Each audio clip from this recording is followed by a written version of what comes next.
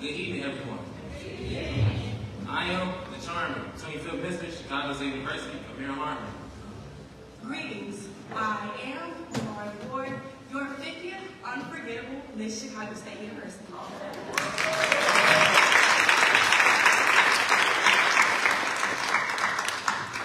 On behalf of Chicago State University, we welcome you to tonight's Senate Candidate Forum. We're honored to host this important conversation right here on our campus, where civic engagement and community leadership truly come to life. Thank you to all the guests, students, and community members for joining us this evening. And of course, thank you to the candidates for taking this time to share your vision and engage with our CSU family. Welcome to Chicago State University and enjoy the forum.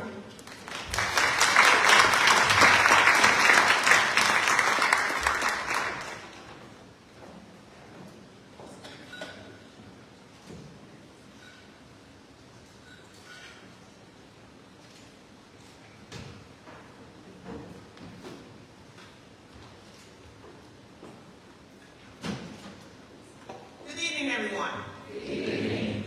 My name is C. Scott, and I am the proud president of Chicago State University.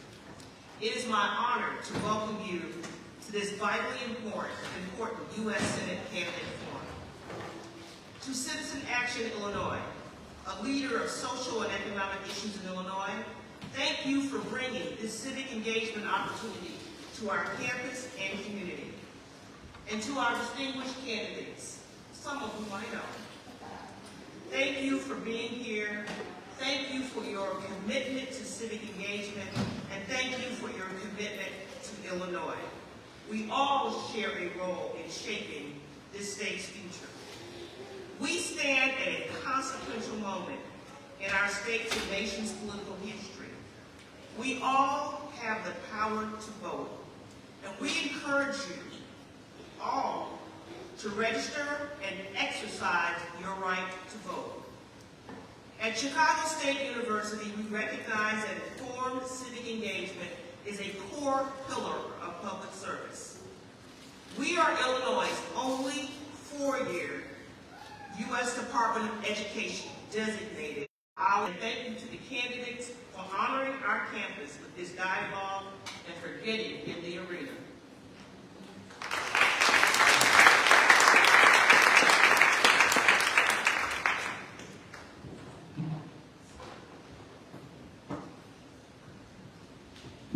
Good evening, everyone. My name is Amber Smock, and I'm the Vice President of Advocacy at Access Living, which is a disability organization based in Chicago. I'm also a member of the Citizen Action Policy Council, and we are so excited to be part of the host committee to help put on this great forum. And I know that people have been very eager to hear the voices of the candidates on a range of issues, so hopefully we'll have a great chance to hear from them tonight. As Scott just mentioned, I do want to say that we're very aware that this is a consequential moment, and it feels like, if you're in the Chicago area, things have gotten more consequential in just the last week. So it's a heavy moment. It's an important time, and I know that all of us are very serious about trying to figure out who is going to represent the state of Illinois in Congress as our U.S. Senator for the next 6 years. It's going to be tough. But we have high expectations, and we hope to hear from each candidate what they're going to do to make sure that everyone in Illinois gets a fair chance. Because that's what we're really talking about. Everyone in Illinois getting a fair chance, and everyone in Illinois getting to feel like this is our home. That's important right now. So, for people with disabilities, there are more than 2 million people with disabilities in Illinois. So there's certainly lots and lots of disability voters. But disability voters are also black, they're also white, they're also parents, they're also grandparents, children, So the constituency of disability is within everything. What benefits all of us will benefit the constituency that Access Living represents as well. So, but I'm sure everybody wants to get to the good stuff. So I'm going to go ahead and hand the mic off to Anusha, the Executive Director of Citizen Action.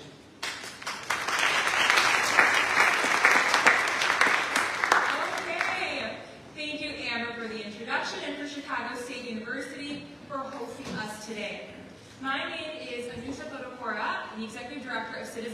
Illinois, the state's largest and oldest public interest coalition. We are so proud to be hosting today's forum, along with over 25 other co-hosting organizations, for candidates running the 2026 Democratic primary for Senate. Our organization is turning 50 years old next month. Since our beginning, we fought to advance policies that improve the lives of working families, from making healthcare more affordable, protecting consumers, and expanding access to high-quality public education. You can learn more about our work by scanning the QR code on the screen. We believe that all voters deserve to know where their candidates stand on today's most pressing challenges, so they can make educated decisions about who they want to represent them in D.C. We are very grateful to our candidates for taking the time to be here with us today and speak directly to voters. All candidates participating in today's forum have met threshold requirements of either having at least 100 individual donors or having raised $25,000. Here are the ground rules for today's forum. Each candidate will be given 1 minute for openings and closing remarks. Today's questions were developed in partnership with our co-hosting organizations. Some questions will be asked to all candidates, while others will be directed to a subset of candidates. The partial group questions were randomly pre-assigned to numbers, and candidates have just drawn those numbers. The random draw has also determined the candidate's seating order. For each question, candidates will have 45 seconds to answer. The lovely team from League of Women Voters of Chicago, please raise your hands, right up front in the front row, will be doing timing for this forum.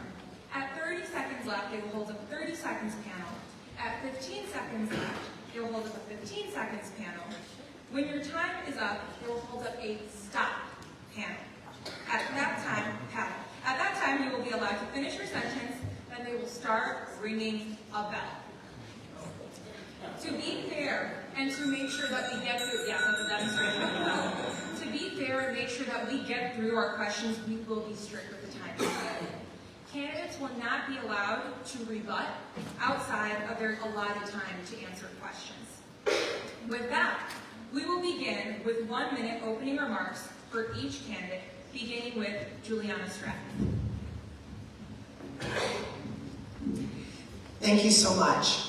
I'm Juliana Stratton, and I'm proud to represent the entire state of Illinois as your lieutenant governor. I got into state politics about 10 years ago when there were efforts by state government right here in Illinois to cut health care for seniors like my mom. I knew I could not sit on the sidelines. I knew I had to step up and fight, and that's what I did. 10 years later, we see Donald Trump attacking our Constitution, attacking our neighbors, attacking our rights, and attacking our economy, and once again, I'm stepping up to fight back. Governor Pritzker and I have delivered big things for the people of Illinois, and I want to take that blueprint to Washington, D.C. I'm Juliana Stratton. I will work hard to earn your support, and I look forward to taking your questions tonight and to let you know that I will be the fighter that people have been looking for, because the status quo just isn't cutting it anymore. Thank you.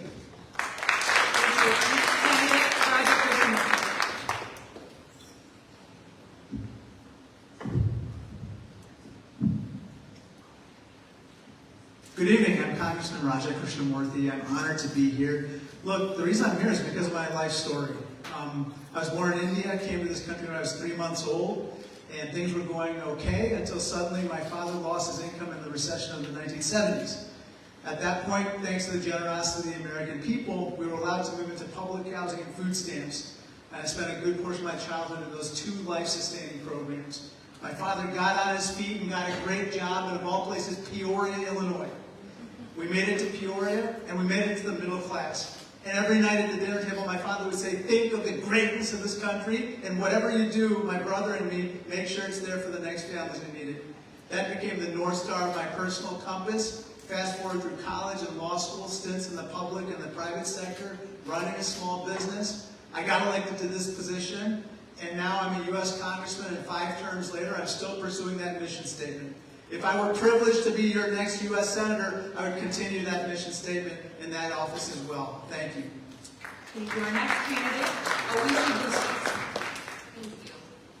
Good evening. Thank you to everyone present who made tonight possible. I am Alicia Corte Bustos, and I am running for United States Senate to proudly build on the legacy of Senator Dick Durbin.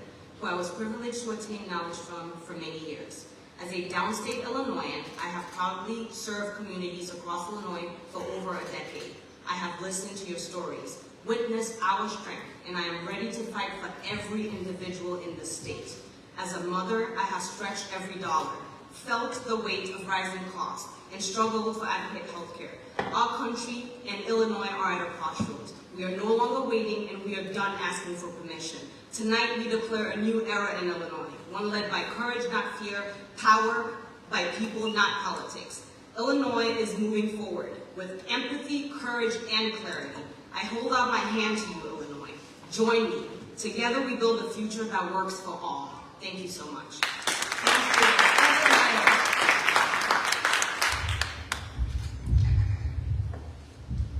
Good evening, and thank you for having us tonight. My name is Kevin Ryan. I'm a public school teacher, Marine Corps veteran, union member, and believer in the ideals of our democracy. I served in Afghanistan, Africa, Europe, the Pacific, and the Pentagon.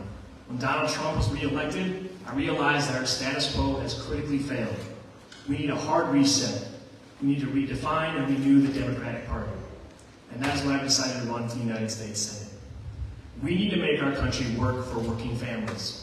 But that will never happen until we remove the great evil of our democracy, which is unlimited political spending.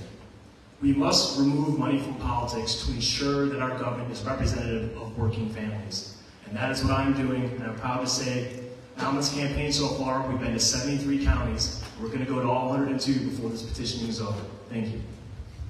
Thank you. Brian Maxwell. Hey everyone, my name is Brian Maxwell. I'm an environmental scientist and anti-war candidate in this race. I'm also a community organizer down in Champaign-Urbana. I'm running on a platform of anti-war, Medicare for all, and taxing billionaires and corporations. I think that we should be spending our tax dollars on things that build up and heal our communities here at home rather than bomb and traumatize communities overseas. I got into this race because I'm worried that the Democratic leadership is leading us to more losses than Trump and Republicans in 2028. This party is driving away millions of longtime supporters and voters because of its insane commitment to funding Israel's genocide. This policy is immoral. Polling data shows that it likely cost us the 2024 election, and yet the national leadership wants to continue with this policy 2 years in. Why is the leadership of this party continuing to risk elections, civil rights, healthcare, in service of a genocide that 90% of Democratic voters do not support? Thank you. Thank you.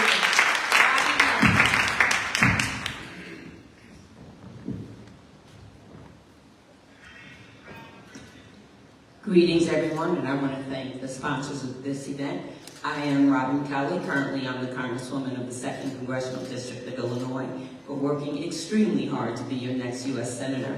I've been an effective leader on every level of government and have delivered on the municipal level, state level, as Alexi Giulius's Chief of Staff in the Treasurer's Office, and as the Chief Administrative Officer of Cook County, and now 12 and a half years in Congress. My district is urban, suburban, and rural, very unusual on the federal level. I start on the south side of Chicago, and I go south to Danville, west of Pontiac, 4,500 farms in my district. I'm running on a platform of people over profits, gun safety, and being a moral leader, not afraid to stand up, show up, or speak up for you. I'm fighting hard to earn your vote. Thank you. Thank you. Christopher Swan.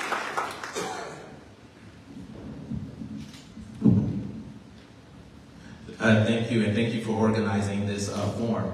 I'm Christopher Swan, a deacon, husband, new father, and for over a decade I've been working at Feeding America, fighting hunger, wondering why our leaders would, when our leaders will finally be bold. Right now, over 70,000 Palestinians have died, women and children buried under hospitals and schools, mass starvation, disease, and our Democratic leaders won't call it what it is, genocide. They moderate their language to protect their donors, and that tells me that they will moderate their message when it comes to children being bombed. And if they will moderate that message, then they will moderate when your child needs health care and the lobby insurance pushes back. They will moderate when our schools need more funding. They will moderate when you need higher wages. They will continue moderating until they can't moderate anymore. So it's time for us to demand more. It's time for us to demand more from our institutions, to demand more from our politicians, and I'm going to make sure that we do it right here in Illinois. Thank you. Thank you. Jonathan Dean. Hi everyone, it's so great to be here tonight. Thank you. My name is Jonathan Dean, and I'm fairly new to this race. In fact, brand new, having just announced a few weeks ago, and it's really good to be here. I'll be blunt. I'm in this race because I'm scared about my kids' future, all of our kids' future, especially given the events of this week. I'm a solar energy entrepreneur, I'm a lawyer, and I'm an activist for survivors of sexual assault. And I'm here because we are living in an economy that is prioritizing the rip-off of American consumers and the exploitation of hard workers. And that's just not sustainable. The person who wins this seat needs to be a charismatic advocate for progressive economic policies that support young workers and all workers. And that's what I'm here for. I'm looking forward to talking about it this evening. Thank you very much. Thank you. Adam Gravell. Good evening, everyone. I grew up in Western Illinois, which is a farm town, and from November of 1983 through March of 2022, I served our great nation both as Air Force enlisted Air Force officer for 30 years in the reserve and active duty, 20 years as a Bureau of Alcohol, Tobacco, and Explosives Supervisory Special Agent, and 9 years as a Chicago police officer. So I know the city well, I know the state well. My last 4 years with the Air Force were spent down at Scott Air Force Base. And I know that the people in the rural communities feel like they're neglected by the politicians, and I will be a senator for everyone if you give me the honor to serve you. Thank you very much. Thank you. And with that, we will conclude our round of opening remarks. We will begin with the first question, which is a question that will be answered by all candidates, beginning with Ms. Stratton. The Federal Reconciliation Bill grants more than $150 billion in additional funding to immigrations and customs enforcement, ICE, on top of regular annual appropriations at a time when ICE agents are terrorizing our communities. How will you work to hold ICE accountable, and what role do you think Congress should play in shaping or restricting ICE's funding and activities? And please feel free to take the mic right after the person before you. First of all, I would do exactly what I've been doing, which is standing up, speaking out, protesting, going into communities, going into the streets, and talking about what we are seeing Donald Trump and his cronies from ICE and Border Patrol doing. They are stoking fear in our communities. They are trying to pit us against one another. And I can tell you right now, when Donald Trump says he's going after the worst of the worst, so to speak, that's not what he's doing. He's going into schools. He's going into houses of worship. He's going after our neighbors, and I have been a strong voice. I've protested. I've gone out to the Broadview facility, and I've made sure that I said that we needed to close that facility, and I will do everything I can to make sure that Donald Trump doesn't get his wish, which is trying to create his own personal military police force and make it normal for us to see military presence on American soil. It's not normal, and I will always fight against it.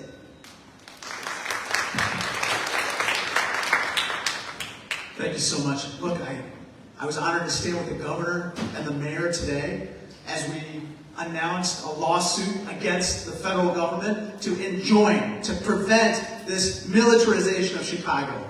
I have also proposed legislation in Congress that would bar the deployment of National Guard without the consent of the governor or the mayor, in which they're trying to deploy National Guard. It doesn't make sense for ICE, which is the 15th largest military force in the world, to come to Chicago and perform domestic law enforcement duties. It's also illegal and unconstitutional. Finally, we need to remove the masks from ICE agents. It's wrong. They need to be held accountable.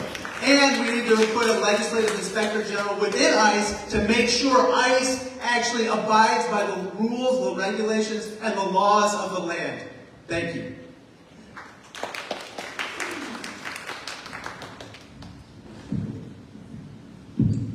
Thank you for your question. So, first of all, ICE needs to be reformed.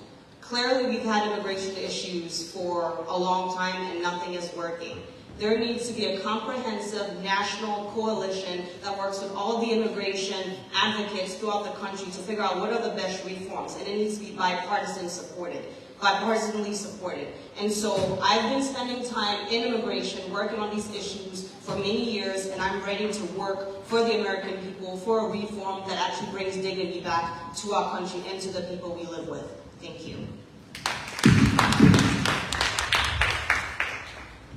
So look, I don't think anyone in this room thinks that ICE should have a bigger budget than the United States Marine Corps, right? But then at the end of the day, who has the power of the purse in our Constitution? That's the Congress. So we can talk up here about how we're going to fight to stand up to things, but at the end of the day, if we want to change things, we need to win elections and we need to win majorities. Look, I was out at Broadview as well on Friday. I wasn't just protesting against ICE, because Illinois state troopers were there as well.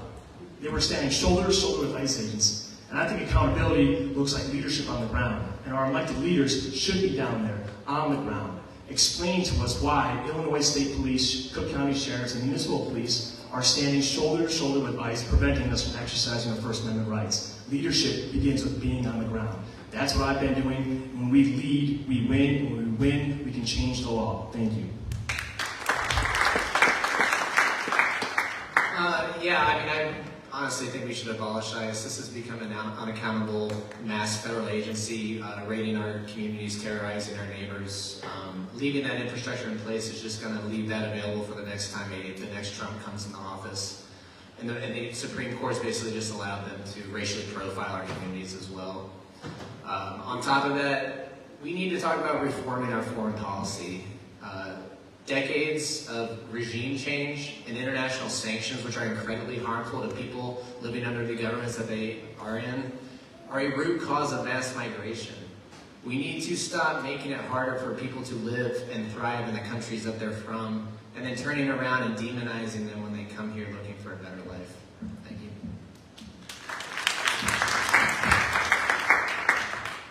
I too, like the others, excuse my voice, I was in Broadview, but I was also in my own district. I was in my district where the helicopters came down and they did the Gestapo tactics.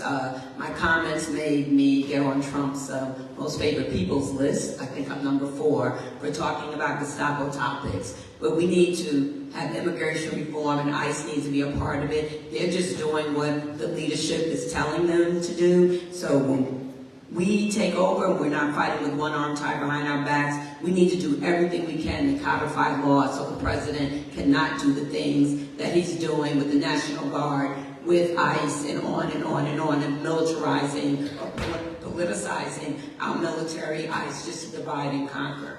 Thank you.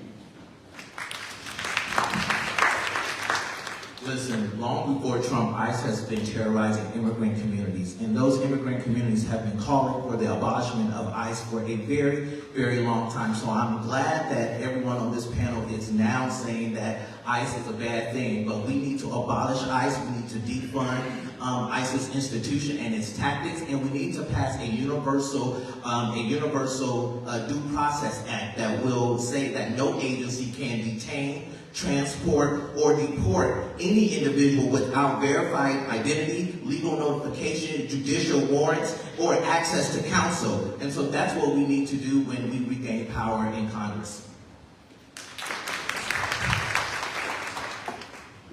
I agree, we need to abolish ICE, or at least limit their activities to actual borders, like southern border, northern border. But also we need to be way better at talking about what exactly is going on here.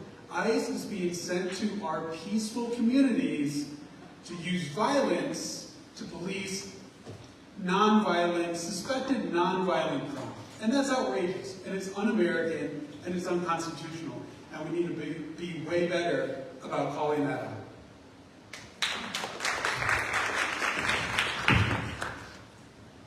So as I said, I'm a retired federal agent, and I'm surprised that I'm in this position to say this, but we got the audience and I want to put it out there. So anyone who's victimized by ICE or anyone in the administration, there's such a thing as a Bivens action. I am not an attorney, I'm not telling you to do anything in particular, but find an attorney, have them explain it to you, your rights were violated. I'm also Latino American, and I take this very personally. Now, be damned if I'm going to sit in my house and just watch TV when I know that people are being victimized by the government that I served for 38 years. This is wrong. Donald Trump is a convicted felon, and those people that voted for him put us in this situation. So now, once again, we are going to have to fix the mess. Our next question is also a question that will go to all candidates, beginning with Mr. Krishnamurthy.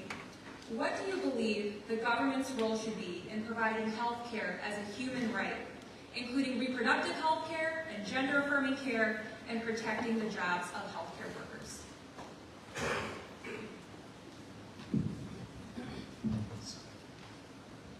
Well, I believe healthcare is a right, not a privilege. And right now, we're kind of facing a situation where it's being stripped away from millions of Americans. What he calls the big, beautiful bill, I call it the large, lousy law. And that large, lousy law is about to take away health coverage from 17 million Americans, including more than 500,000 Illinoisans. So the first order of business is we've got to repeal the large, lousy law. Secondly, Obamacare premium tax credits are about to expire very shortly, and once they do, another 5 million people are about to lose their health coverage. Once they lose their health coverage, then all of us are affected because they go to the emergency rooms and the premiums rise for everyone. So the second order of business is we can't open the government and shut down health care. I'm going to continue to oppose the continuing resolution. We must have reproductive freedom for everyone, and that is a right as well.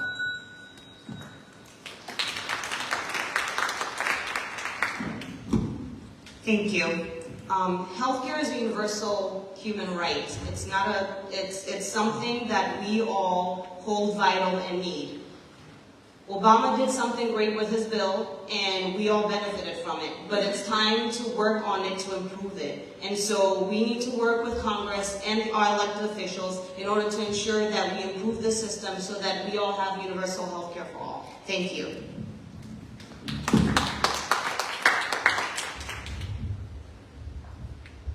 Healthcare is a human right.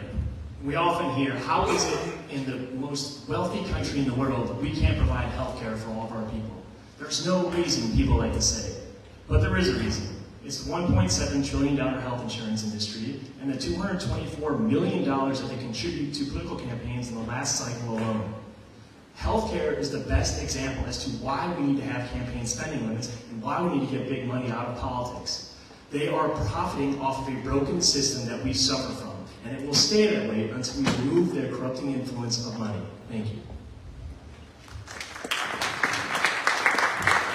Yeah, I think we need to be fighting towards Medicare for all and stop working on these compromises with the predatory private health insurance industry that's been piling up medical debt for people in this country for decades. And we need to be trying to achieve this through a simple majority in Congress, either through ending the filibuster or the budget reconciliation process, because we're not getting 60 votes in the Senate anytime soon. It is an embarrassment that 70 other countries around the world have figured out some way to find and provide universal health care for their citizens. And the richest country in the world has not managed to figure that out. It is because the private health insurance industry pays for that not to happen, to continue that system. So we need to be working for Medicare for all. Healthcare is a human right. In the richest country in the world, we should be able to afford that. Thanks. It's going to sound a little similar, but we're the wealthiest country in the history of the world. I think that everyone should have health care. There is no excuse for that. I've been on the Medicare for All caucus for a number of years now. I've done a lot of work around maternal mortality and morbidity, and it was my legislation that extended the Medicaid health care coverage postpartum from 60 days to a year. I served on the board of Planned Parenthood in Peoria, Illinois. Whether you're on Medicaid or not, if everything goes through like they want, you're still going to suffer, because in Illinois, 9 rural hospitals will close, and in the urban areas, we're hanging by a thread as it is. And whether you have Medicaid or not, that's your hospital that's going to close. That's your lack of health care. Sorry.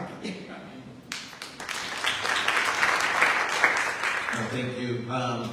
With over 800,000 uninsured right here in Illinois, and then over 1 million Illinoisans who are underinsured, it's about time that we move to a Medicare for all. plan. It'll cost us about 30 to 40 trillion dollars, but we're on track currently to spend $50 trillion over the next 10 years on healthcare because of insurance premiums, because of price gouging and healthcare costs. And so instead of wasting that money, we can move to Medicare for all, as the Congresswoman said, and as others have said, we're the wealthiest country in the nation. We're the wealthiest country in the world, so it's about time that we act like it and prioritize healthcare for all Americans. I agree. We got to fight for Medicare for all. Having a private insurance industry just makes zero sense because they're just incentivized to deny care and pass the cost on to us, even though we're paying premiums. It just makes zero sense. Also, on the points of gender-affirming care and reproductive health care, people need to be given, once again, this shouldn't be uncontroversial, or this shouldn't be controversial. People need to be given the ability to make their own healthcare decisions. Not controversial. Unfortunately, we're dealing with an opposition party that is frankly just a little bit weird about other people making their own healthcare decisions. And we need to stand up for those people and say that, yes, they can make their own healthcare decisions. Thank you. I hate to say this, but I'm glad that my parents are not alive to live through this stressful period.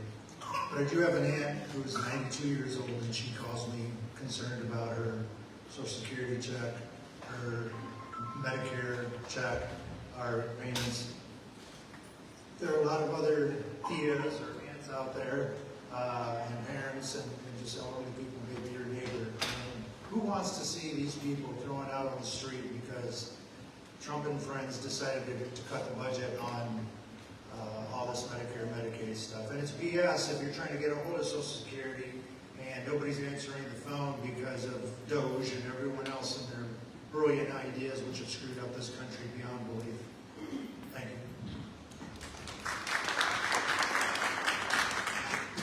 As I said in my opening statement, I got into elected office because of efforts to cut health care for seniors like my mom.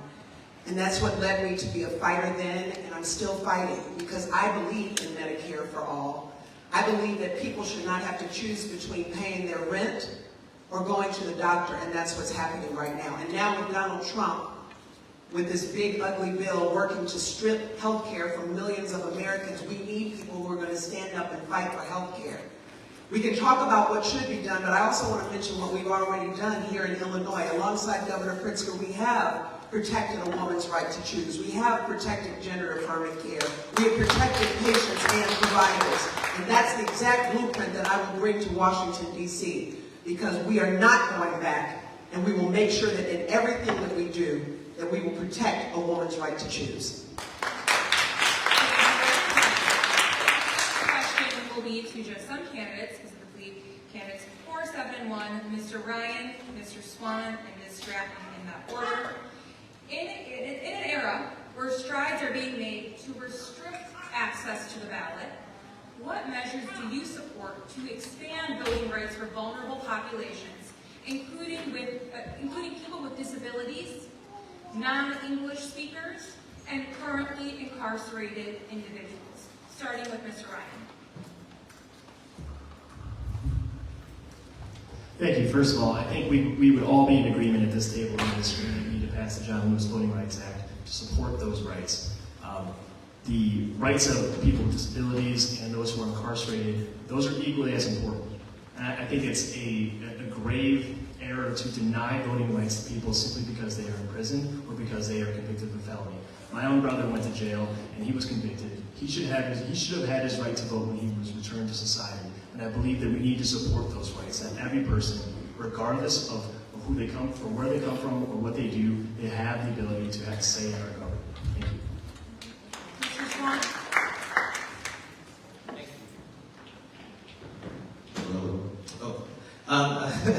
No, I also believe that we need to pass the John Lewis Voting Rights Act, and we need to make sure that those that have been incarcerated, once they've served their time, that they also have access to the ballot, and we need to do that across the country.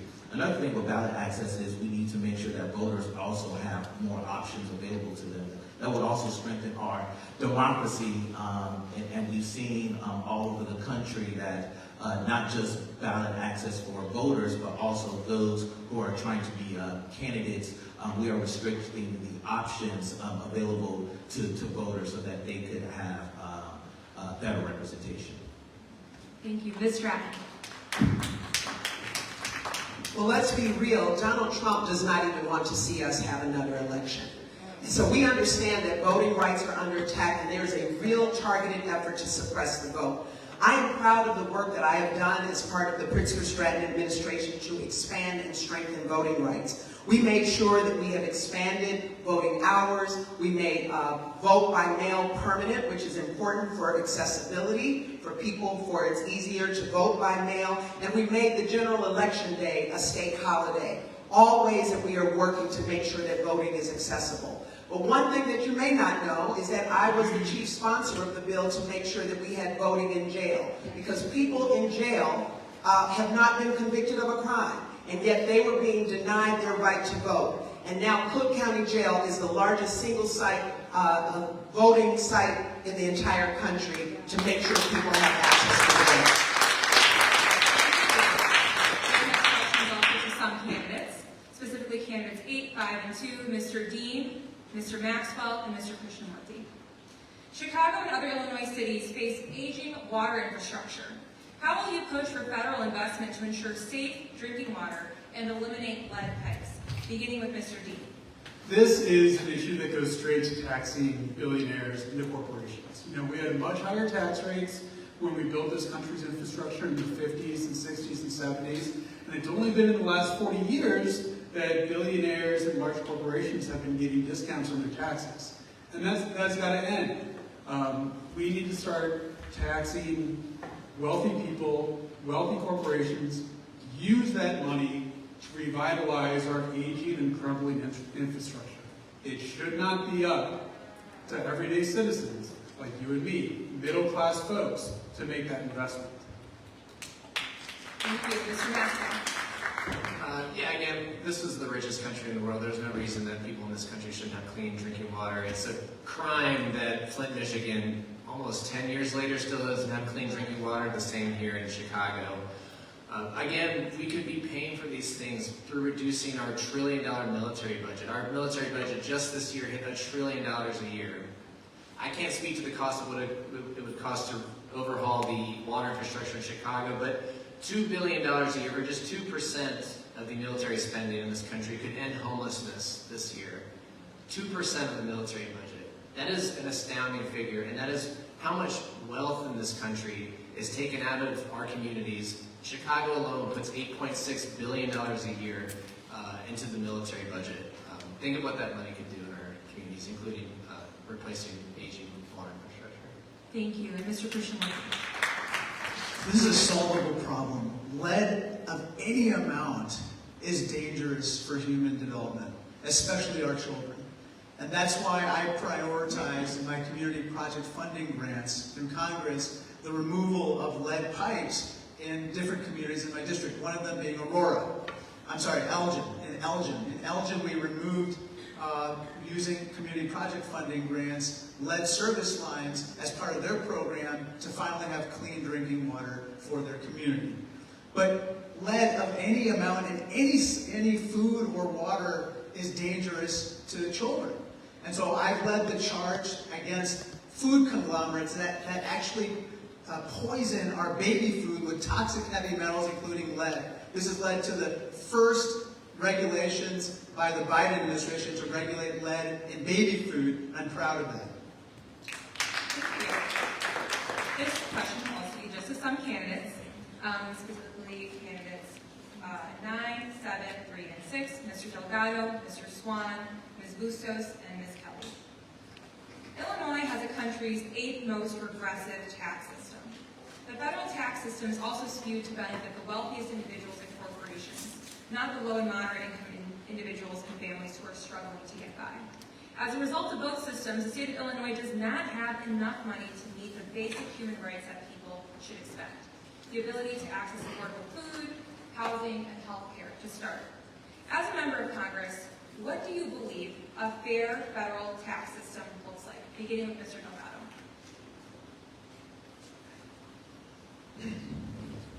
When I was a graduate student at UIC, I remember taking the CTA trainer to the UIC stop, and I remember having $2 in my pocket in my bus pass, and the guy got on the bus, or excuse me, on the train, and he emptied out his can of change that he had been panhandling all day.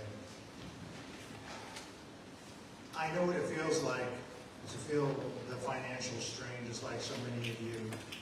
We need to have an equal tax on everyone because teachers, cops, firefighters should not be paying more than billionaires. And of course, we need to talk to people in the economics world from the University of Chicago and other places, just like when Obama first came in to start to fix things. Thank you. Mr. Swan. Yes, I don't believe billionaires should exist in America, and so I believe we need a tax system that taxes billionaires heavily, and then also taxes our millionaires. And so everyone needs to pay their fair share. And so yeah, that's really it. So I believe that billionaires should not exist, and we need to tax our wealthy. Thank you. Ms. Bustos. Hello. I believe that billionaires should be paying a lot more for taxes than everyday people. Currently, we all pay way more taxes than they do, and that is the solution, to tax the wealthy in order to be able to solve some of the pressing issues that we are facing. So just like all my counterparts on here have said, we need to increase taxes so that we can alleviate the burdens on everyday people like you and I. Thank you. Thank you. As part of my people over profits, I agree taxing billionaires, millionaires, and corporations. So many corporations don't pay their fair share. And the other thing specifically to Illinois, which is not so much a federal thing, but I live in the south suburbs and the property taxes are outrageous. You know, we need to change how we pay for schools. We need to do something different. The lottery really needs to pay for schools, not be a supplement, but really added on to what was set aside. But the property taxes are killing people too. That's what's keeping people in their homes. That's what's keeping businesses from moving to certain areas because they just don't want to pay the property tax. So beside the millionaires, billionaires, and corporations, we need to change how we fund schools. Thank you. Our next question is for candidates 9, 1, 5, and 8. Mr. Delgado, Ms. Stratton, Mr. Maxwell, and Mr. Dean, beginning with Mr. Delgado. Oh, I'm so sorry. What measures would you support to prevent gun violence, including accidental shootings, suicides, intimate partner violence, and school shootings? This one's actually simple for me because I dealt with a lot of gun violence in my professional career. I do like what the prosecutor in Michigan did when their son went into a school and shot a bunch of innocent students. The parents were charged. We need a lot more of that. There's too many people that say, oh, not my kid. And there's some teachers in the crowd here, and you know what? Everyone wants to blame the teachers for problems in our society. They want to blame the police instead of just looking in the mirror and being responsible and making sure your kid is having emotional problems. You don't give them access to a gun. So I believe that parents need to be prosecuted for their lack of supervision. Thank you. Thank you, Ms. Stratton.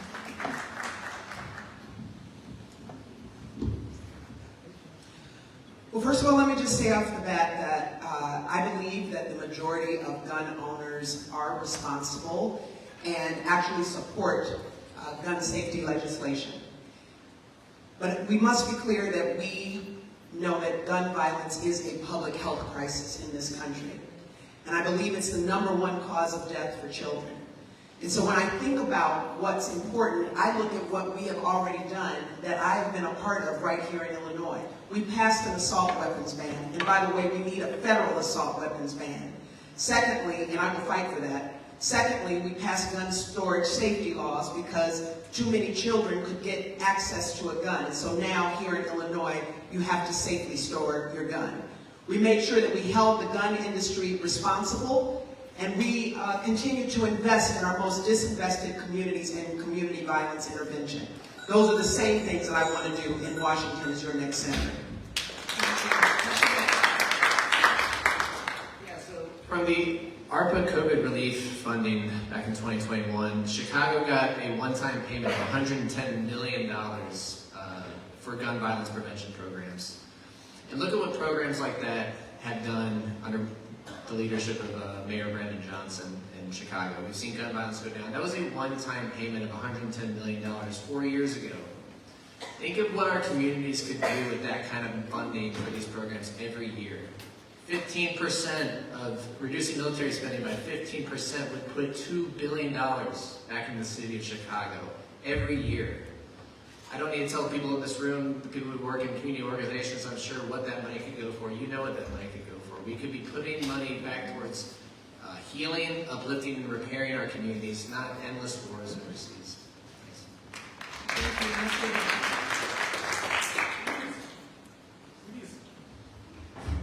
Hello? Okay, there we go. We need to start by continuing to talk about how the Supreme Court has completely misinterpreted the Second Amendment.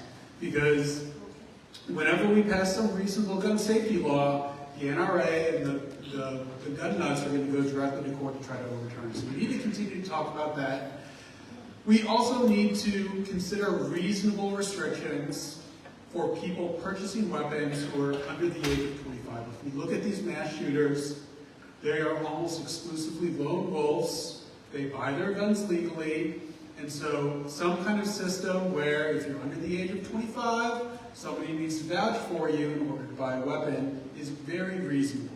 Now, folks who, the gun lobby, they're not going to like that, but we need to press harder for more reasonable restrictions like that. Thank you. Thank you. This is our last partial group question. This will be answered by candidates 2, 3, 4, and 6. Mr. Krishnamurthy, Ms. Bustos, Mr. Ryan, and Ms. Kelly. And this time I will read the question.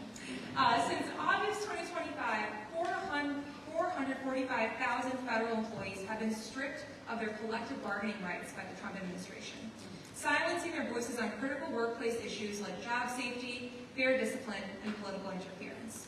Collective bargaining gives workers a voice on the job, ensures that public services are delivered effectively without fear of retaliation by managers, and prevents the politicization of the civil service. How would you restore and strengthen collective bargaining rights for federal public employees and workers across the country? Beginning with Mr. Krishnamurthy.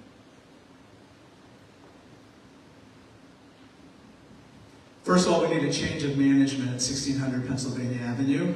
But apart from that, we need to pass the PRO Act. The PRO Act is the most far-reaching piece of legislation that would enable for collective bargaining rights and protecting workers. Remember, let's just be very clear about what's going on. It's not merely trying to disband unions. It's administering loyalty tests at this point to employees who are going to be assessed and judged on whether they actually subscribe to Donald Trump's political agenda. That is what's going on right now. And so we've got to fight it, we've got to resist it, we've got to do everything we can to make sure that our workers are able to collectively bargain, but most importantly, they're serving your interests, not Donald Trump's. I agree with the Congressman, and it actually starts with ensuring that the rule of law reigns. Currently, our system is such that we have someone in office who is violating the Constitution, violating civil rights, and everything is in chaos. And it takes you all to elect people in office, be able to work together to protect the collective bargaining rights and to ensure that public servants like myself uphold our Constitution and aren't beholden to anybody else but the people that we serve. Thank you. Thank you. Mr. Ryan. Thank you. I'm not just pro-union, I am union. I'm a member of the Chicago Teachers Union, and I think everyone up here would agree that we need to pass a PRO Act to protect everyone's right to organize and collectively bargain. We need to go further than that. We need federal protections for the members of the National Labor Relations Board. As the Trump administration, the courts are trying to make that non-existent and ineffectual. But more than that, we need to establish sectoral-wide bargaining. We need a sectoral-wide bargaining act so that Starbucks employees and Amazon warehouse employees don't have to collectively organize one warehouse or Starbucks at a time. We need to reimagine our bargaining so that Uber drivers across states, across the country, can unionize and collectively bargain. Because if you're a union driver in Illinois, or if you're an Uber driver in Illinois, you're an Uber driver in Texas, you should be protected by the same rights because you are a worker. All workers deserve those rights. Thank you.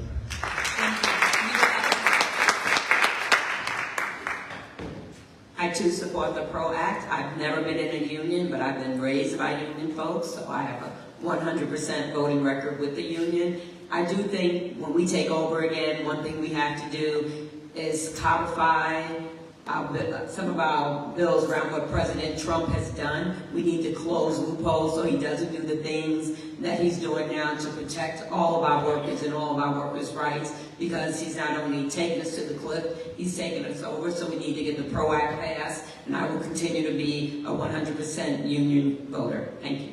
Thank you. The rest of our questions will be to all candidates, and this one we will start with Ms. Bustos. And please feel free to start your answer as soon as the person before you has gone. What role do you think the United States and Congress should play in supporting peace and stability between Israel and Palestine? Thank you for this question. I think the United States currently is losing its moral authority internationally. We are the only country that is refusing to vote on a ceasefire. Colonization is in the past. The whole world is watching, and it's up to our leaders to take the high moral role in order to elect and enact policies that ensure world peace and ensure that all children are safe, whether they're here in Gaza or in Africa. Thank you very much.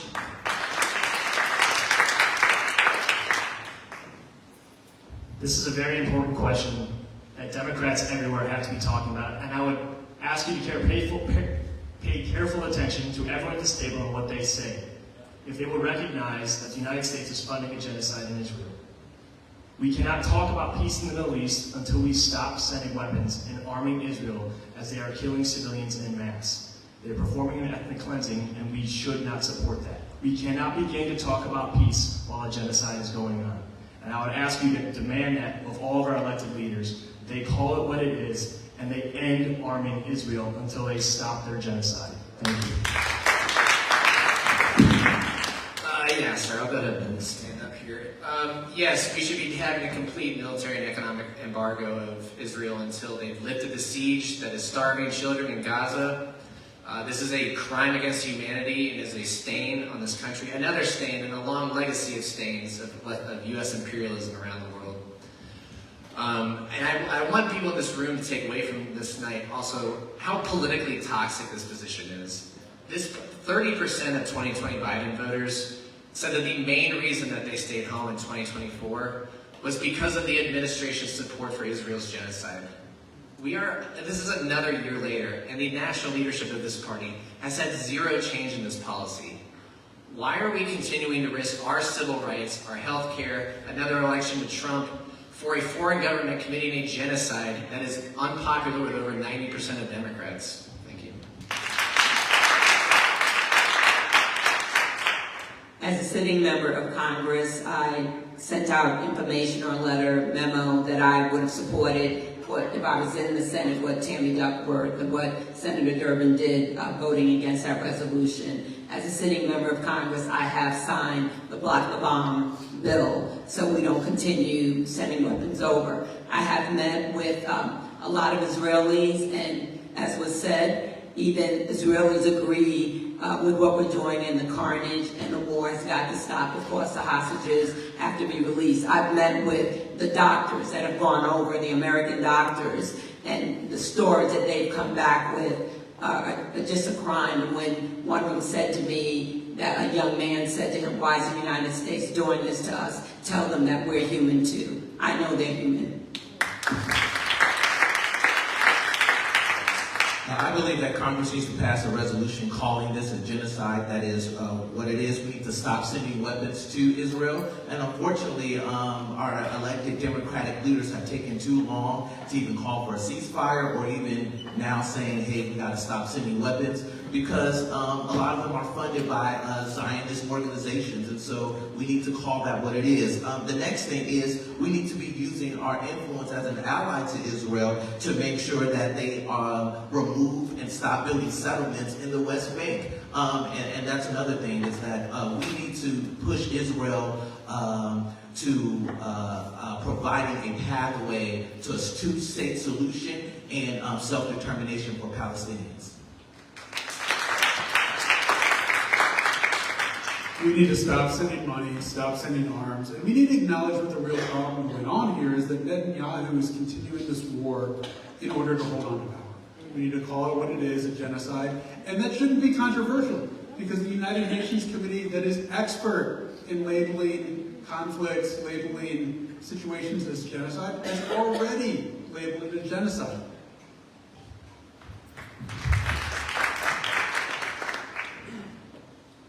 I'm going to read this one just to make sure that I don't forget a point. But we need Israel for intelligence purposes in the Middle East. However, we need to stop the genocide in Gaza. It was wrong when the Jews were starved in World War II. I visited Dachau in 2007, and that cloud still hangs very heavy over the camp.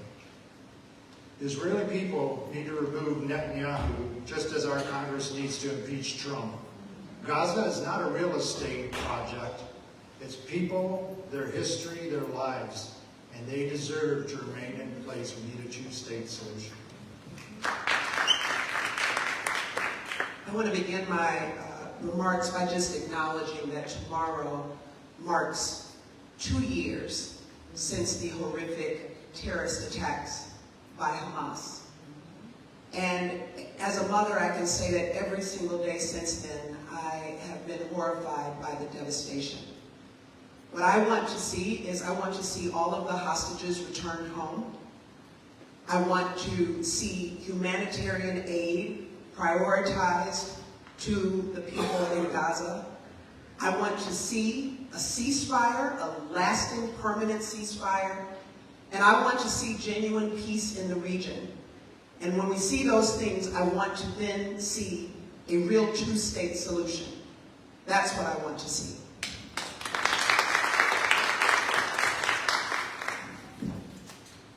We need a ceasefire now.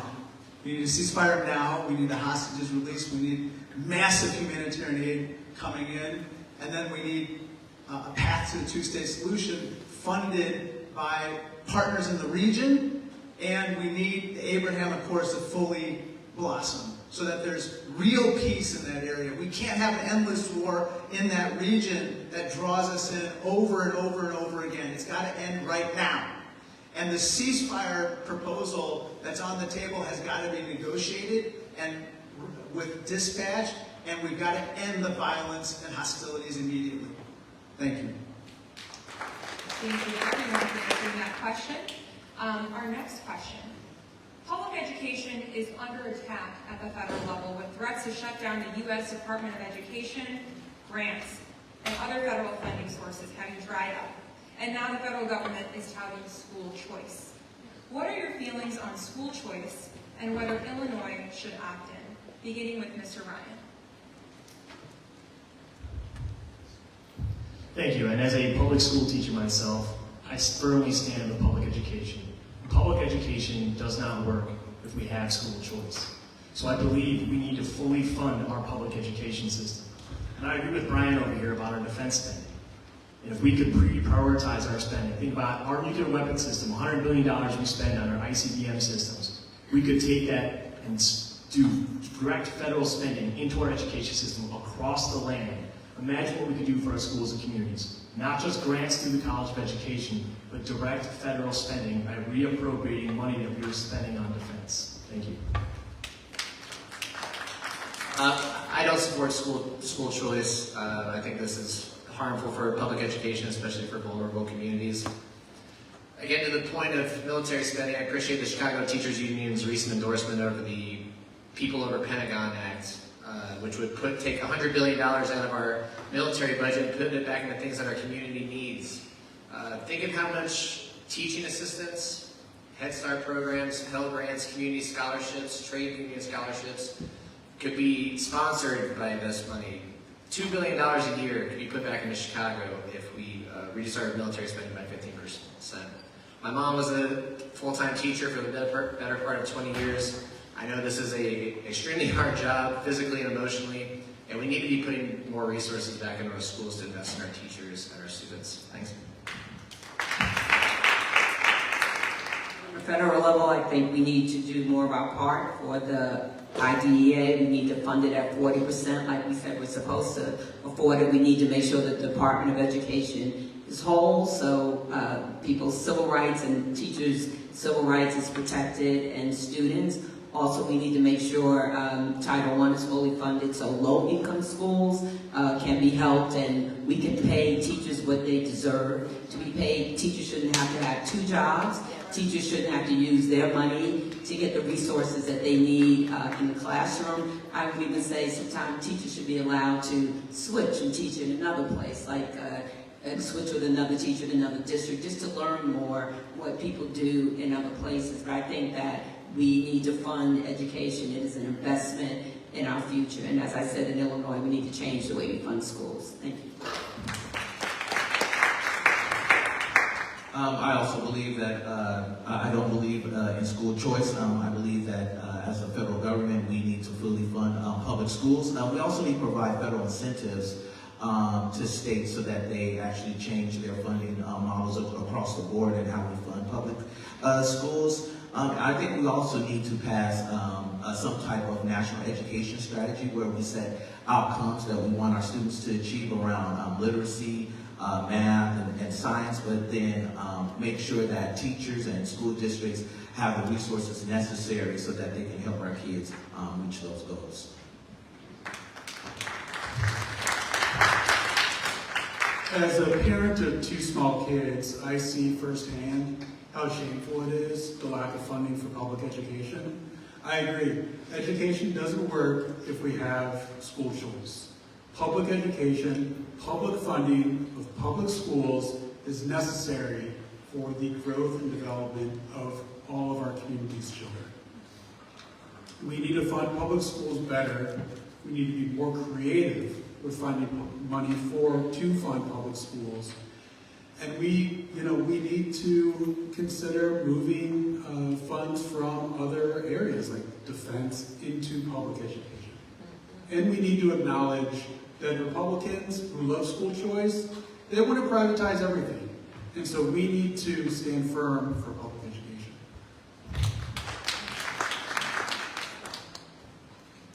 I do not believe in school choice.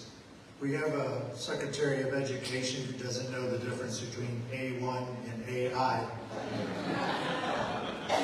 We're going to reverse these cuts that Trump has done, because we know that a lot of these money goes to some of these states and they're spending it not in an equitable way. The only thing that does is causes more problems in the long run for the communities that they despise. And it's sad, but that's our reality in this country. We need to reverse the Trump actions, and parents need to step up. I know my parents were up my behind when I got home from school to make sure I sat down and did my homework and all that stuff before I went outside and played. Thank you. So let's be clear that public education is in fact under attack. And that really is an attack on public school teachers, and it's an attack on unions as well. What I know is that Donald Trump wants to cut funding for public education. Donald Trump wants to attack our universities, put muzzles on our universities, and wants to dictate what people learn in our schools. That's why I'm so proud that here in Illinois, I was a part of the effort to end book bans, because we should be able to teach our full history, the good, the bad, and the ugly. What I would say is that here in Illinois, we should not opt in. I don't believe that this is anything that would help our students. In fact, that's what research has shown, that these voucher programs or opt-in school choice programs don't make our educational system more equitable. I think that we need leaders in Washington who are going to stand up for public education, and that's the kind of leader I will be.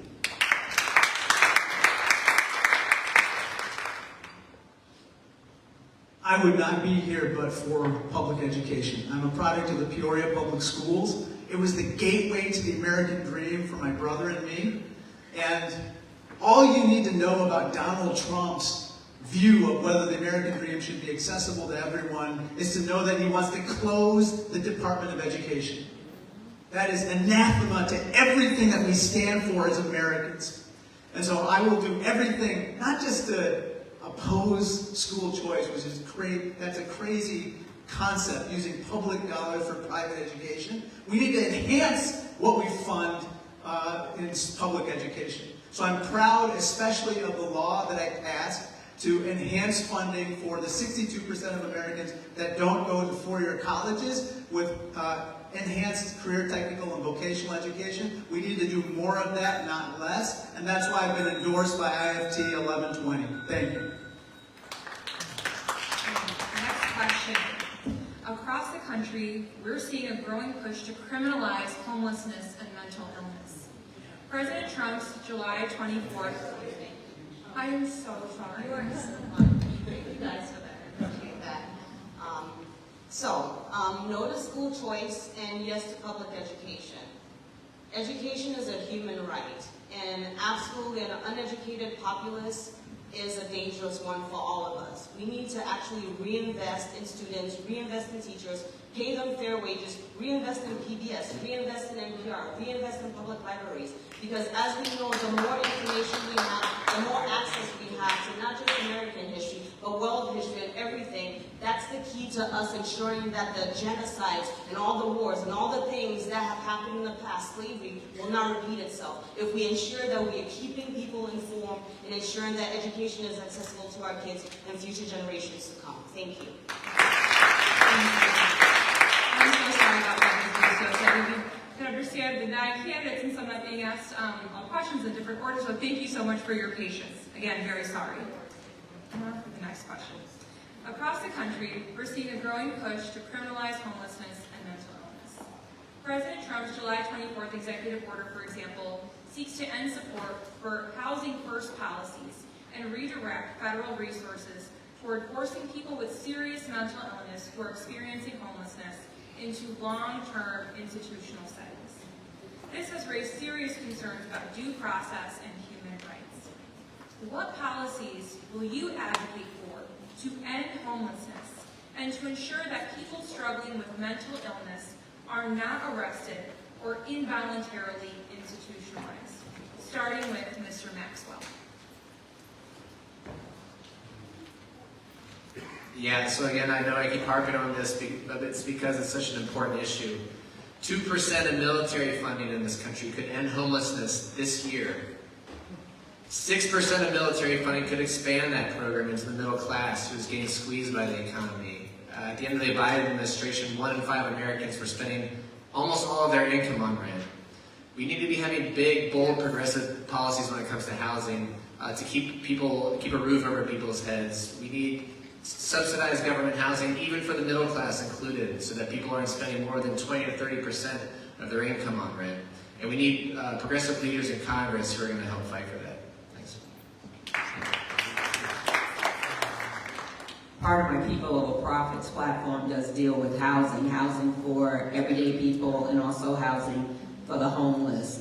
Karen Bass, the mayor of LA, had a big homeless problem, and what she did, and this is something you should look at, definitely invested in housing for the homeless specifically. And in her first year, got 18,000 homeless folks off the street. So we already have models of what we can do if we make the investment. I have a master's in counseling, so we need to invest in more counselors, more social workers. They need to be in the schools. We need to invest, not make it so hard to get counseling. If we had Medicare for all, people wouldn't have to worry about who took Medicaid or who took supplemental funding, and you wouldn't have to have just regular insurance that everyone can be seen. Thank you. Yeah, I believe that we need federal subsidized housing. I believe that we need federal incentives to change zoning laws across various states so that we can build more units per lot. And I also believe that we need to institute rent freezes so that folks aren't burdened by the rising rent costs across the country. And as it relates to mental health, we need to enact Medicare for all so folks have access to health care, and we also need to provide funding for more counselors so folks have access to mental health services.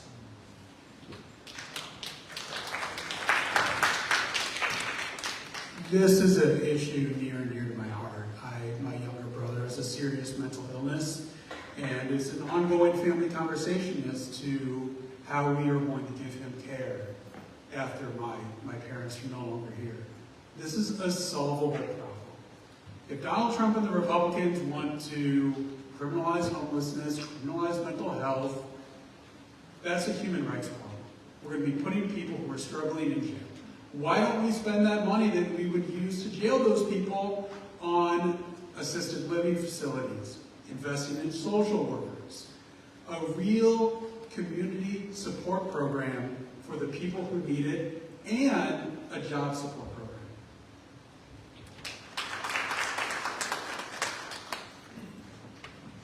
When I was a Chicago police officer, I did deal with some situations where people were having emotional issues where they needed to be hospitalized and in observation for the required period of time that they could hold them for. And it is necessary at some points in time, but they should not be villainized.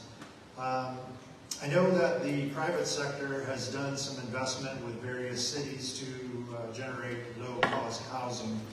I believe they just did a big one in New York. But in Inglewood, I believe they just opened one up within the last month. And it looks like a beautiful facility that people can live in for low cost. So everyone needs to come together, work smarter, and not harder. Thank you. I truly do believe that housing is health care.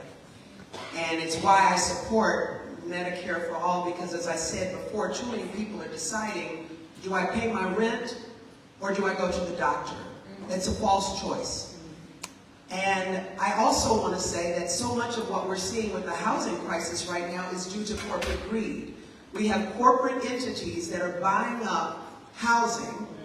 The rents are going up, the cost of the homes are going up, and it is becoming impossible for people to say, I'll buy my first home, or for people to buy homes at all. And it needs to stop. And it's one of the reasons why I am not accepting one single dime of corporate PAC money in this campaign, because it's important that I center the voices of Illinoisans and not corporate special interests. This is what we are seeing around housing. And I will just say that I will be a fighter to make sure that we get rid of the red tape and barriers so that more people can have access to the housing that they need.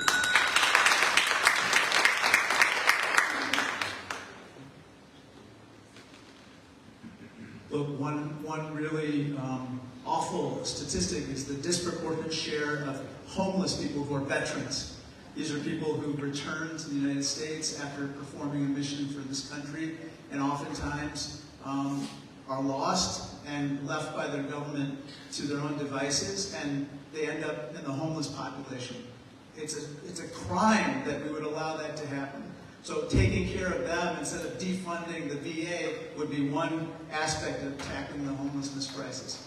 On top of that, I echo the sentiments of my colleagues. We have a housing affordability crisis brought on mainly by the fact that there's too much NIMBYism in our communities. We don't allow for multifamily housing to be built where it's needed, and that has to change, and federal incentives need to be provided to make that happen as well. Thank you. Thank you. So I agree with all my colleagues on this panel. No one chooses to be homeless, and no one certainly chooses to be mentally ill. Universal health care ensures that we all have access to these things. We need to be reinvesting in affordable housing, ensuring that people have more money in their pockets, and social workers to ensure that the most vulnerable in our society have access to all the resources so we can all live in unison and ensure that people have the help that they need. Thank you.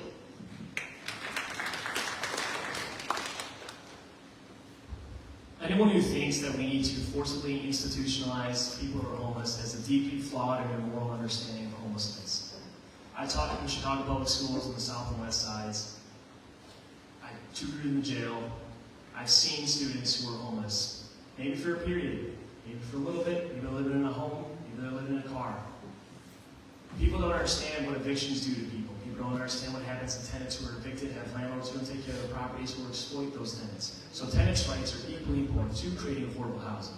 But we do need more affordable housing, and I see that in 3 different ways. One is the construction of more public housing, and then 2, in the private sector, incentivizing and mandating affordable housing in urban areas. If there's more affordable housing and we give tenants the rights that they can assert to protect themselves, we can end homelessness. Thank you. Thank you. Our final question before we move to closing remarks will be by a special guest, Chicago State University student trustee, Allison Golden.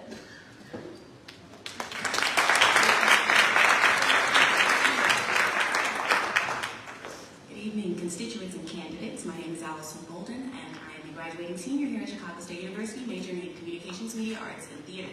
I begin my attendance at law school in the fall of 26. I'm the former student representative to the Board of Trustees. The current student representative is right there. Let's see, her name is Zariah. I have just one question, well, 2 questions actually, but the second one is just yes or no. So I would just like for you to end your statement with yes or no. The first question is, I have to get a little background. When I started at Chicago State, I was in fact homeless. I had just recently been evicted. Chicago State provided me with housing, and they provided me with an education that allows me to communicate this all to you today. The Trump administration has reallocated $350 million away from minority-serving institutions like this one just a few weeks ago. And this decision impacts our campus to the tune of $1.2 million. What can you do to fight and preserve federal funding for all minority-serving institutions like CSU across the country, but specifically in Illinois? And then my second question, just a yes or no answer. Can you guarantee that you have not or will not continue to accept funds, for those of you on stage who already have, from the American-Israeli Public Affairs Committee? There is a genocide going on in Gaza. We see it on our phones every day. This institution is actually lining up. The question that we would love for you to answer is the first question around funds for minority-serving institutions and how you will advance minority-serving institutions, such as the one that is hosting us here today, Chicago State University. And we will begin with Ms. Kelly. I'm very proud. So, well, first of all, congratulations to you. Congratulations. I'm very proud to say I'm the co-founder and co-chair of the Caucus on PBIs in Congress, because we know the work that PBIs have done, the contributions that PBIs have made, and we want to be supportive. Also, I'm leading the letter to Donald Trump about what he's trying to do, what he's trying to do, as he normally does, is split people. So he's taking the money away from PBIs and trying to give it to HBCUs. So he's trying to pit us against each other. So I'm leading a letter in Congress to see that that doesn't happen. But I am, like I said, the co-chair and co-founder of the Caucus on PBIs, and we just hosted them in DC last week, if I remember correctly. We're doing everything we can to strengthen PBIs so they have great students like the one we just heard from. Thank you.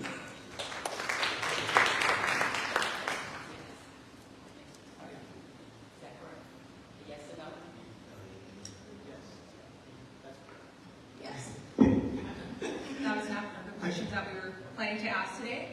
Please use your time to answer the question that we had posed around minority-serving institutions, but as I had said before, you can use your 45 seconds however you would like. Well, I definitely believe that once Democrats take back power, we need to codify into law, part of the appropriations process, funds that go to minority-serving institutions, and then we need to have better laws around the executive branch about how they allocate and use those funds for rescissions or anything like that. If Congress passed appropriations bill, then the President of the United States should allocate those funds appropriately.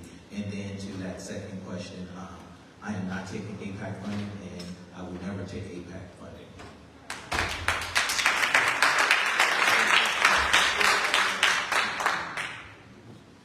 Yes, I will completely support making sure that minority-serving institutions have the funds that they need and have the same level of funds as any other institution out there. And this goes to a broader issue with democratic messaging that I have a major issue with in our party, is we need to stand by our principles. Democratic Party principles stand for diversity, equity, and inclusion in our party. And that's even when Republicans demonize and attack that principle that is core to us. And we need to stand up and fight back and speak truth to the crazy Republican media machine. And yeah, no APAC funds. Thanks.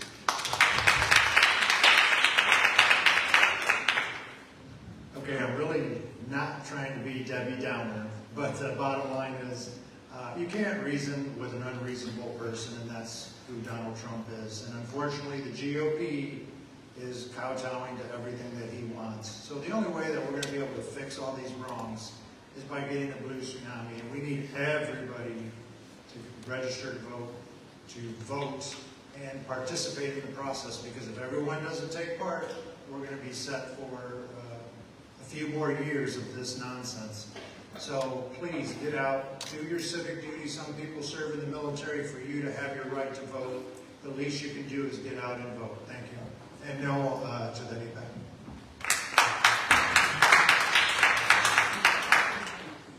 The attacks on DEI that we are seeing from this administration are really attacks on our future generation of leaders, of our future generation of doctors and lawyers and scientists. And I want to be clear that in so many ways, the attacks on DEI by the Trump administration are really attacks on the Black community in particular.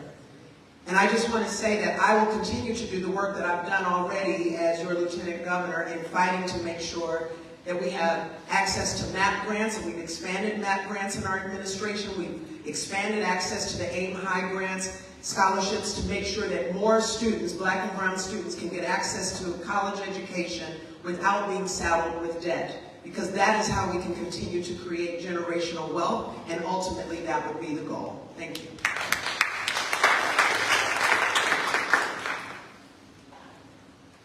Look, under the guise of anti-DEI, they're trying to basically remove funding from not just institutions like Chicago State, but numerous institutions. And it's all about controlling what is taught at those institutions, who teaches them, and ultimately it's about controlling viewpoints. That's what's going on. It's thought control, essentially. That's what Donald Trump is trying to do with his policies.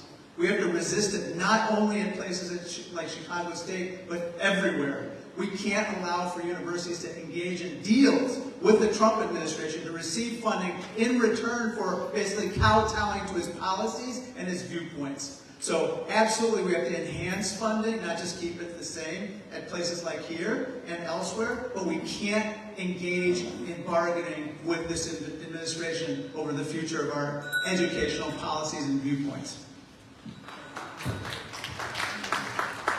I will work tirelessly to ensure that institutions such as this one have the funding they need, to ensure that students such as yourselves have the courage to stand up and ask the questions that you did. And so I will answer your question. Absolutely no, I have no interest in taking money from APAC, and I'm doing this for the people and running on my own accord in order to ensure that Washington has a representation that represents you all. Thank you so much. So like many of the questions that we've been asked tonight, I don't think there's anyone in here that wants to cut funding to minority-serving institutions. So how do we do that? How do we make sure that they get the funding they need? We win elections, we win majorities. How do we win majorities? We live our values. I've canvassed 73 counties, and in all those counties, very red, I tell them I'm not just projecting corporate PACs, I'm projecting all money. I'm living my values. I believe in campaign finance reform. If we focus on the working class instead of the donor class, we will not be beholden to special PACs like the American Israeli Public Affairs Committee and other aspects of the Israeli lobby and Big Pharma and the health insurance industry and all of the people who pour a tremendous amount of wealth into our elections to control our politicians so they do not work for us, they work for them. So no, I would not take money from AIPAC or the Israel lobby. I focus on the working class, not the donor class. Thank you. Yes, I believe in continuing to fight for funding for our HBCUs. I think this is an important part of the Black community. I also support fighting for even bolder progressive policies to help close the racial wealth gap in this country, like fighting for reparations. Again, both those things funded by reducing the military spending in this country. And to your question, which I'm very glad that you asked that tonight, I will not be taking AIPAC dollars. One of the main reasons I got into this race is because Illinois has the largest Palestinian American population in the country, and it is a moral injury to keep taking a portion of their paycheck and using it to fund the slaughter of their friends and family back home. I've been working on a campaign for the last year now that is demanding that our state treasurer Michael Frerichs and the state pension systems divest from companies, both American and Israeli companies, that are complicit in this genocide. This is a moral injury to anybody having to put a portion of their paycheck to fund a genocide.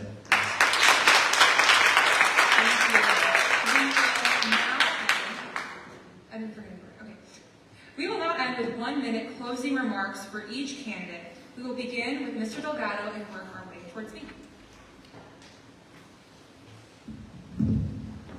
Number one, I want to say it was great to hear everyone's responses and their ideas and their life experiences and all. On January 6th, I responded to the Capitol insurrection as an ATF agent. And it's one thing to watch it on TV and quite another to stand on the steps of the Capitol behind the Metropolitan Police and witness what was going on. We were tasked to go into the Senate side of the Capitol and clear the 4th floor. And what I told my guys when we went through there, I said, we need to slow our roll because we don't want to draw our weapons on any of the senators or any of the senators' staffers or whatever. We don't want to be that law enforcement official who pushed Senator Padilla down to the floor in a federal building in California. That was disgraceful. Our country's better than this. And we need Americans to stand up for what is right and do what is right. Put their politics aside and think, would they want this done to them? Thank you. Thank you for coming tonight. It's been great to be here tonight. My campaign is going to be all about how this economy is fundamentally broken for working people and for young people in this country. And my campaign is going to be asking voters to make a bold choice in the Democratic primary this year and to vote for folks in this primary, vote for someone who can actually see the change through. And you know what, Democrats, I need to say, we need an attitude adjustment. I am sick of seeing Republican nonsense and Republican nonsense in the media and putting our Democratic leaders constantly on the defensive. It's time to get aggressive with our democratic values.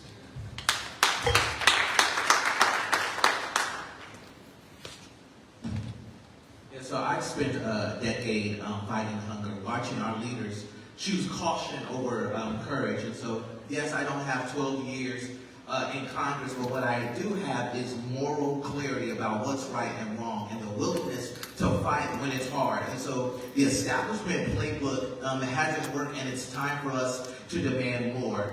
And so this choice is clear between some, folks who have been in office for years, who have been a part of a system that has failed to deliver bold change on health care, on wages, and on standing up against genocide. And so I believe that we're in a moment of clarity, and it's time for us to demand more. I want to thank the sponsors again, Chicago State University, and Mr. Delgado. I'm compelled to thank you because on January 6th, I was on my hands and knees hiding in the gallery of Congress. So thank you for what you've done.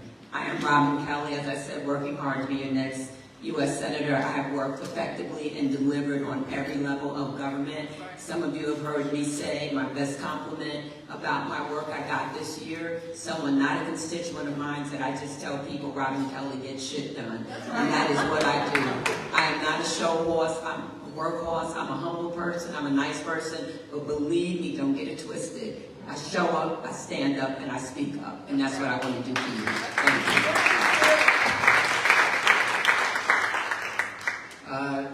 So as an environmental scientist, I think that we need people in Congress who understand climate science and the intersection of that with agricultural and foreign policy. I think we need someone in Congress who's going to be a champion of the anti-war movement and help build on this bipartisan anti-war caucus that's growing in Congress. And more importantly right now, I think we need people in Congress who are not going to wait 2 years to understand and be shamed that this is bad policy.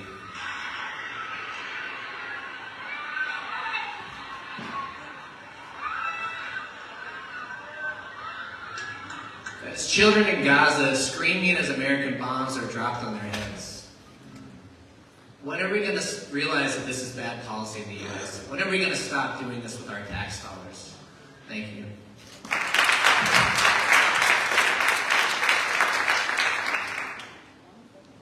So I'd also like to thank Chicago State and Citizens Action Illinois for hosting us tonight. When I started this campaign a little over 3 months ago, I had no name recognition, no social media following, and no money. I still have no money, but I had a school bus and a message and an idea that our government should work for the working class, for the people, not for the donor class. And I traveled across state, wishing to go to all 102 counties. I've been to more than 70. And I tell people, do you want the government to work for you, or do you want it to work for the donor class? The 1% of wealthy elites who fund 80% of all campaigns. Who do you want it to work for? And they all get on board. This is not just a message, this is the winning message. I have Republicans in MAGA hats signing my petitions. This is how we win again. Everyone is fed up. I am the fed up candidate. I'm a New Deal Democrat from a new generation running to make our country work for us. So if the status quo works for you, I would encourage you to vote for any of the establishment candidates on this board. But if you want real change, I encourage you to join our campaign. Thank you.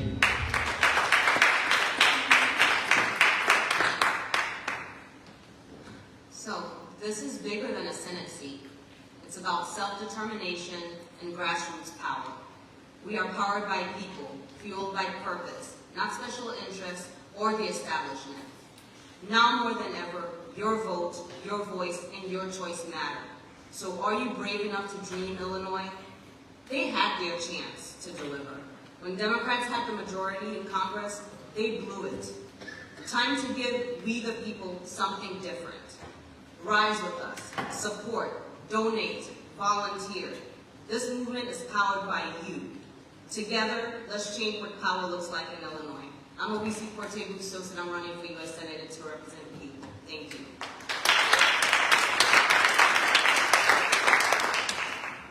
Thank you so much. I'm honored to be here. As I like to say, I'm honored to be any place they can pronounce my name right. So thank you for the opportunity to address you. Look, the reason I'm running is because I believe the American dream is slipping out of the grasp of millions of people, if not just darn impossible with the chaos of Donald Trump. You can look at my own personal story to understand this. The legal immigration system that enabled us to come here is being actively dismantled every single day. The public housing and food stamps that enabled my family to survive when times were tough is on the chopping block now. And the public schools that were the gateway to the American dream are under assault. So we have one fundamental question, which is what kind of a government do we want? Do we want a government that's there for those fighting to make it, or one that primarily caters to those who haven't made? I think I know the answer to that question, and all of you do too. We need a government that works to cultivate the American dream for everyone. Thank you so much. God bless. Thank you so much for having me. Let me just start by saying that this seat matters. And I know that talk is easy, but we need leaders who can actually deliver. And that's exactly what I've been doing as your lieutenant governor and a state representative before that. I want to take the Illinois blueprint to Washington. I want to make your life more affordable. I want to create more opportunities for the middle class. And I want to protect and defend your rights and your freedoms. I can tell you that this race, for me, is about putting people over corporate interest. And it's about letting Donald Trump know that we will never bend the knee to a wannabe dictator. I am that leader. I am Juliana Stratton, and I want to take your voices with me to Washington, D.C. And I humbly ask for your support. Thank you.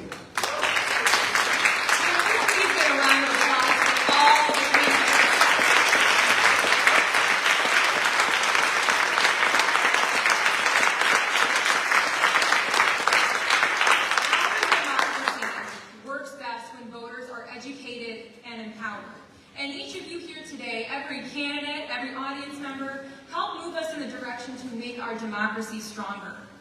A few thank yous. A huge thank you, first of all, to every co-hosting organization who helped get the word out about this event, including Chicago State University and all the staff here who made today's event possible, including security, volunteers, external affairs. Thank you so much for your partnership and collaboration. A special thank you to League of Women Voters of Chicago, including Catherine Mardikes, Robin Charleston, and John Engel for timekeeping this evening. Thank you. This is the first of 6 candidate forums we are hosting this fall. We are also hosting candidate forums for the 4 congressional races in Districts 2, 7, 8, and 9, and for Illinois State Comptroller. This would not be possible without the work of our staff at Citizen Action Illinois and our policy manager, Julia Warhite, who has been organizing all of these forums. Could I please get a round of applause for her?